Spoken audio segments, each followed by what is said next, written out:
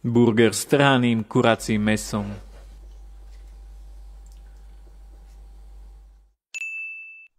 Kuracie stehná umieme, osušíme a odstraníme kožu zo spodnej časti. S korením potrebujeme sečuánske korenie, klinčeky, badián, škoricu a soľ. Koreniny opečieme pár minút na suchej panvici a necháme vychladnúť. Následne rozdrvíme na jemnom mežiari.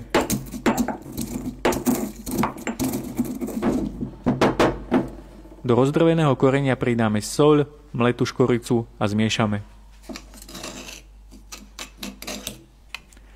Kuracie stehná posypeme pripraveným korením a masírujeme do mäsa.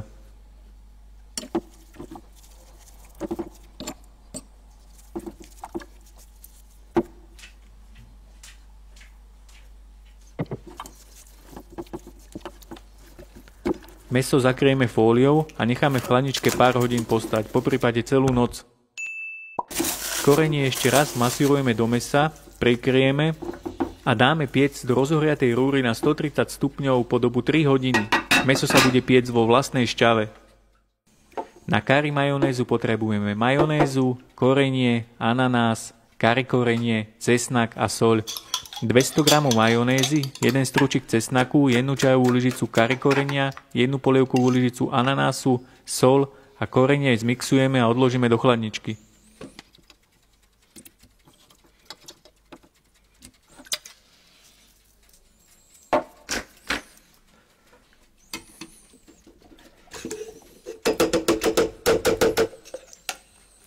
Na tento recept potrebujeme aj mangové čatny. Recept nájdete dole v popise videa alebo hore v pravom rohu.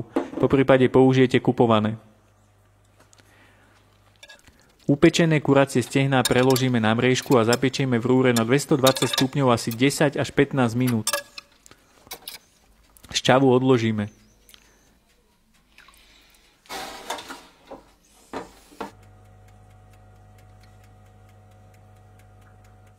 Zapečené stehná vykostíme aj s kožou a pridáme k šťave. Ak neobľúbujete kožu, tak ju jednoducho odstráňte s kosťami.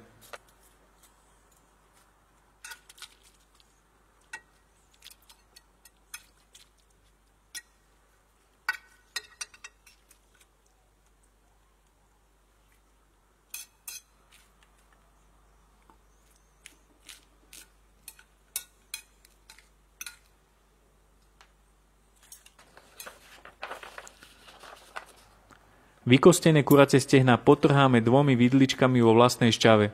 Takto pripravené mäso sa priam rozplýva na jazyku.